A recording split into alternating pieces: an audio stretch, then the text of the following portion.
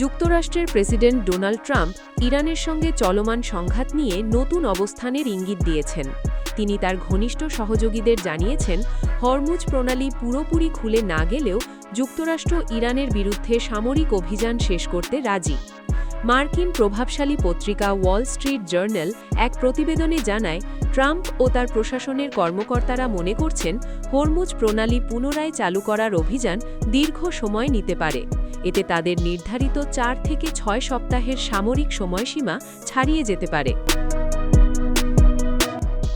এই কারণে আপাতত তারা কৌশল বদলাচ্ছেন। আগে ইরানের ক্ষেপণাস্ত্র ও নৌ সামরিক শক্তিকে দুর্বল করার দিকে জোর দেওয়া হবে। এরপর কূটনৈতিক চাপ দিয়ে হরমুজ প্রণালী খুলতে বাধ্য করার পরিকল্পনা রয়েছে।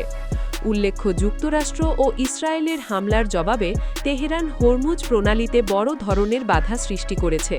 বিশ্বের অন্যতম গুরুত্বপূর্ণ এই তেল পরিবহন পথ বন্ধ হয়ে যাওয়ায় বিশ্ববাজারে জ্বালানির দাম বেড়ে গেছে। এর প্রভাব যুক্তরাষ্ট্রেও পড়েছে। জ্বালানির দাম পর্যবেক্ষণকারী সংস্থা গ্যাস বাডিয়ের তথ্য অনুযায়ী দেশটিতে পেট্রোলের গড় খুচরো মূল্য 3 বছরের মধ্যে প্রথমবারের মতো গ্যালন প্রতি $4 ছাড়িয়েছে। এদিকে ট্রাম্প জানিয়েছেন, যুদ্ধ বন্ধে আলোচনায় ভালো অগ্রগতি হচ্ছে। তবে তিনি সতর্ক করে বলেন, দ্রুত কোনো সমঝোতা না হলে এবং হরমুজ প্রণালী ব্যবসার জন্য খুলে না দেওয়া হলে যুক্তরাষ্ট্র কঠোর পদক্ষেপ নিতে পারে।